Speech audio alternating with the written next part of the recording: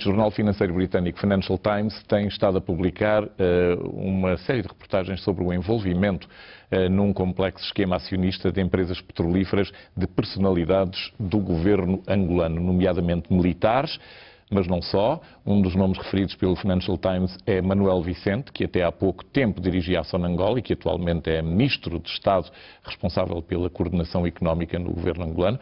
O jornal refere ainda aos nomes dos generais Vieira Dias Júnior Coplipa, nome de guerra, e Fragoso do Nascimento, como detentores de interesses acionistas relacionados com o grupo Cobalt International Energy, que poderiam não estar conforme as leis americanas que regulam a propriedade imobiliária e estariam a ser, portanto, investigados por isso.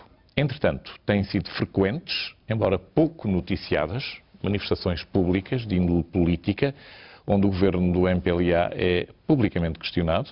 Numa dessas manifestações, o Dr. Filomeno Vieira Lopes, que dirige uma das principais forças de oposição, foi severamente maltratado por forças policiais, que o levou a ser objeto de uma intervenção melindrosa, cirúrgica, que foi conduzida no estrangeiro, devido à gravidade das lesões sofridas, estando neste momento ainda em convalescença, e é o nosso convidado aqui em direto. Doutor, muito obrigado por ter aceitado o nosso convite. Surpreendeu a violência da repressão de uma manifestação política que aparentemente estava a ser conduzida com bastante ordem e calma por parte das pessoas envolvidas? Não de todo. Tem havido repressão em todas as manifestações que são feitas em Luanda. E, portanto, mesmo antes desta manifestação do dia 10, desde quarta-feira anterior, porque isto foi no sábado, já tinha havido um conjunto de violações, pessoas tinham sido agredidas, sobretudo os próprios proponentes da manifestação. O facto novo é que a esta manifestação foram chamadas forças políticas nacionais, incluindo o Bloco Democrático. Naturalmente, nós respondemos positivamente e também fomos agredidos num contexto, enfim, pré-eleitoral, o que nos parece extremamente grave. A violência da agressão, contudo, foi dirigida contra si. O senhor foi selecionado entre o grupo de manifestantes? Claramente, claramente. Portanto, houve uma investida geral. Mas depois eu estive parado... Desculpe uma crueza da pergunta, mas o facto de ter o braço ainda maniatado aí com esse aparelho ortopédico... Isto é uma proteção para fixar esta zona. Portanto, eu tive uma intervenção cirúrgica porque parti o braço em 3 partes, portanto, este dedo e o cúbito. E, portanto, foi necessário pôr ferros do cúbito e também arames. Houve alguma justificação por parte das autoridades? Até hoje eu não conheço. E eu devo dizer que eu próprio contactei as autoridades 10 minutos antes. Não, contactei as autoridades 10 minutos antes do ocorrido. Contactei a comandante Petit, disse que havia um grupo de elementos... Comandante Petit comanda... A comandante provincial de Luanda. Portanto, havia um grupo de elementos que normalmente agride nas manifestações e, portanto, gostaria que ela tomasse medidas para que não houvesse violência, porque nós estávamos parados, estávamos a conversar e, portanto, não víamos que aquilo pudesse ser motivo para qualquer tipo de agressão. E falou com ele ao telefone? Falei, ela deu, respondeu ao meu telefonema e disse que não estava de serviço, mas queria... O comandante não estava de serviço? Não, pois, foi o que disse.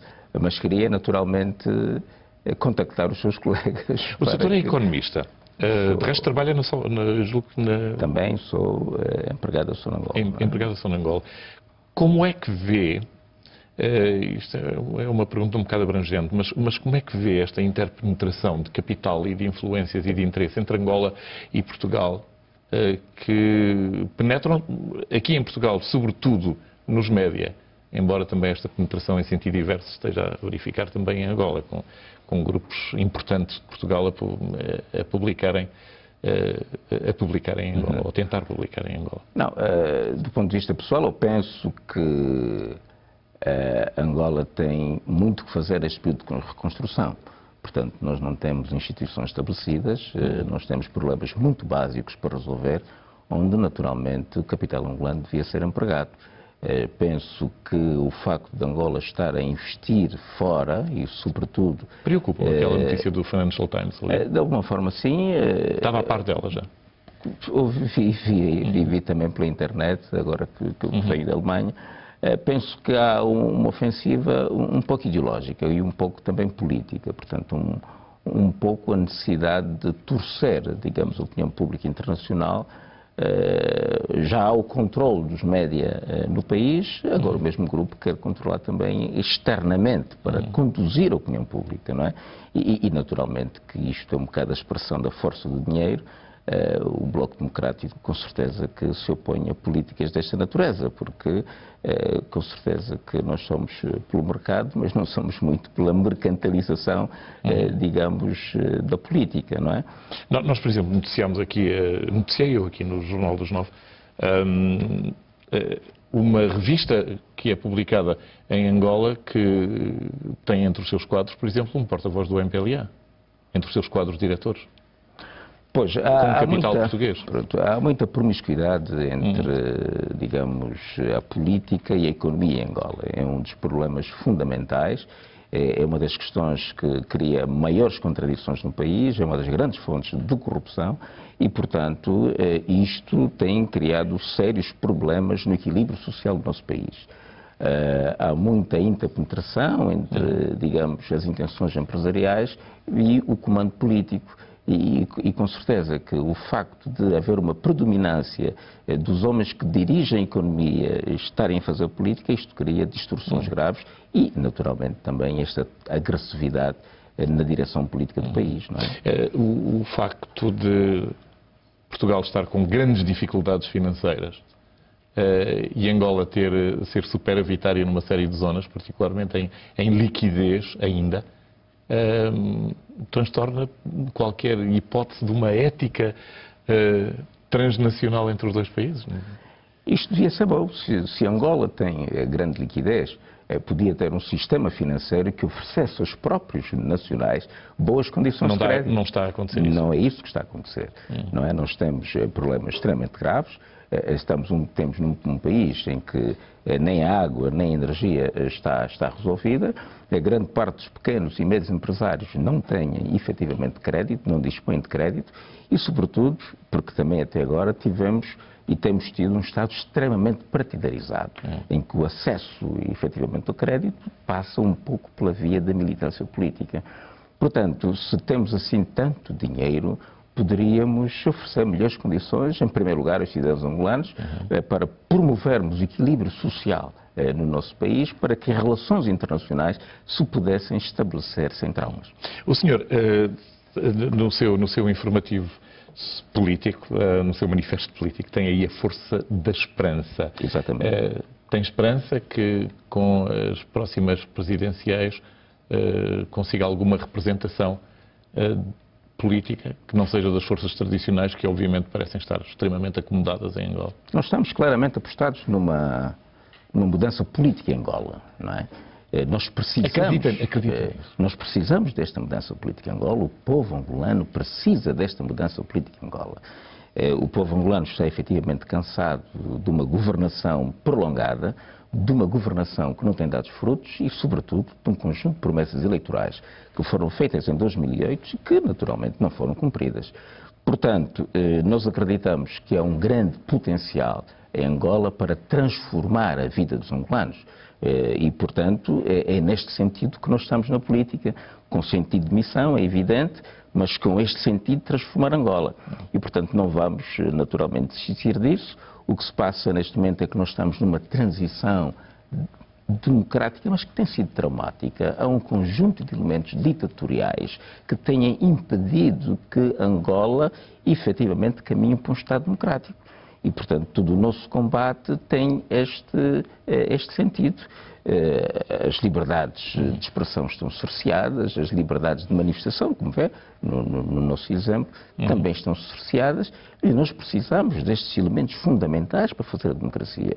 Temos uma economia controlada por um setor minoritário que não dá oportunidades, a estrutura de oportunidades no país é extremamente afunilada, precisamos de alargar esta estrutura de oportunidades e, portanto, precisamos transformar, efetivamente, esse país. É por isso que estamos na política e vamos fazer os possíveis para que Angola tenha eleições transparentes, o mais possíveis, que não haja fraude, porque cada vez mais nós compreendemos que o povo angolano está pouco disponível para aceitar fraudes e pudermos, efetivamente, ter a democracia como uma alavanca do desenvolvimento sustentável para o nosso país. Houve algo que me preocupou no último processo eleitoral, que foi um conjunto de personalidades estrangeiras que foram supostamente fiscalizar a lisura do processo e que concluíram, e foi internacionalmente aceito, que tinha sido razoavelmente limpo.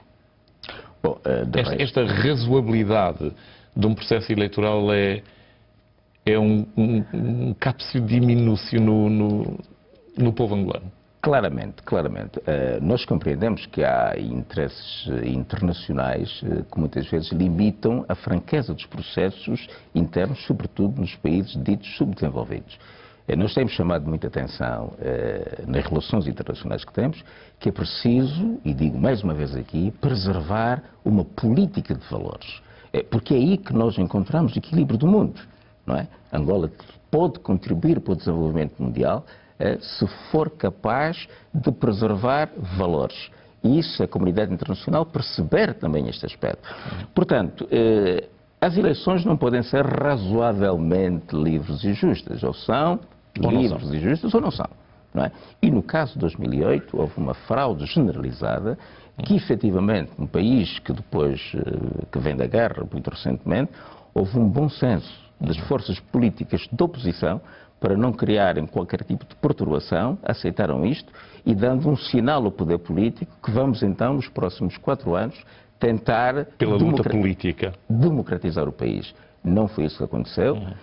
Nós temos hoje um país em que há um controle maior do partido que está no poder, uma partidarização excessiva, um regime que tem sido persecutório, que impede manifestações, que persegue a juventude, que põe polícia secreta atrás de cada família e naturalmente que isto não satisfaz. Se não for pela voz dos vários testemunhos que ocasionalmente aqui nos chegam, não se sabia dessa situação. Naturalmente. Infelizmente, infelizmente. Muito obrigado por ter vindo a este Jornal Não Foi um prazer tê-lo aqui. Filomeno Vieira Lopes, economista e secretário-geral do Bloco Democrático.